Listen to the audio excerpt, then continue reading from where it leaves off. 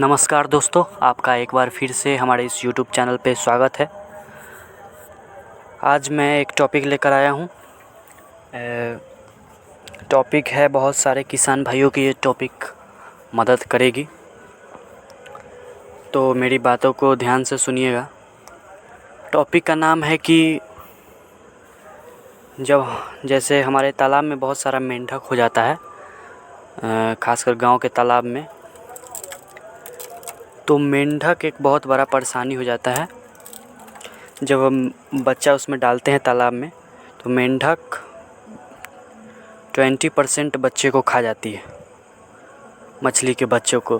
तो इससे बचाव के लिए क्या क्या करें, तो मैं कुछ टिप्स बताऊंगा कि तालाब से पूरे तरह से मेंढक को साफ़ करना है तो कैसे करें। पहला पॉइंट, 1 एकड़ का तालाब है आपका, तो 1 एकड़ का तालाब है, 6 फीट पानी है, तो आप लाइमिंग जितना करते हैं, मतलब चूना जितना छिड़काव करते हैं, तो उसका चूने के छिड़काव को आप बढ़ा दीजिए। हर 2 महीने पर जो आप चूना छिड़कवाते हैं सीज़न चेंज होने पर, उसकी मात्रा को बढ़ा दीजिए।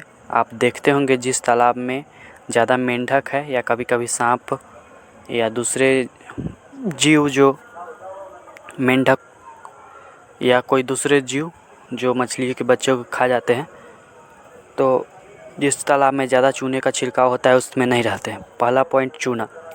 दूसरा पॉइंट, अगर आप अपने फीड में सरसों का खली दे रहे हैं, तो जब तक मेंढक साफ़ नहीं हो जाती आप सरसों का खली बंद कर दीजिए, क्योंकि सरसों के खली को मेंढक भी खाती है और उसका प्रोडक्शन बहुत बढ़िया होता है। हर जानवर खाता है सरसों की खली। सरसों के खली से आपका सांप जो है तालाब से बहुत दूर रहेगा। सरसों के खली से भागता है सांप, तो ये कीजिए। खली का एक फ़ायदा है, एक नुकसान है कि सरसों की खली डालने से तालाब में सांप दूर रहता है, लेकिन मेंढक का प्रोडक्शन मेंढक बढ़ जाता है, ये एक समस्या है। तो सांप से तो ज़्यादा नुकसान नहीं है जितना मेंढक से है।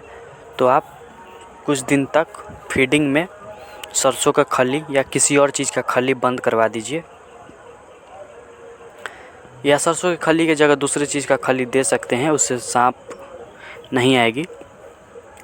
दूसरा चीज़ ये हो गया। तीसरा चीज़, हर मंथ आप नेटिंग करवाइए, और जितना मेंढक आपके नेट में आ जाता है सभी मेंढक को आप फेंकवा दीजिए। बहुत सारे किसान भाई ये करते हैं कि तालाब में नेटिंग करवाएं हर मंथ ग्रोथ चेक करने के लिए, तो उसमें मेंढक आता है तो फिर से वही मेंढक को तालाब में छोड़ देते। नहीं, थोड़ा सा मेहनत कीजिए और मेंढक को अलग कीजिए। ये बहुत बड़ा गलती करते हैं। हम भी पहले ऐसे ही करते थे, लेकिन जब बच्चा डालते हैं तो 20% बच्चे को मेंढक खा जाती है, जो बड़े मेंढक हो जाती है। और मेंढक जब आप शुरू में देखिएगा तो 10-20 मेंढक आपको दिखेंगे, उसके बाद 100-200 धीरे धीरे उनका प्रोडक्शन बढ़ते जाता है। तो आप ये काम कीजिए, नेटिंग करवाइए तो उनको हटाइए।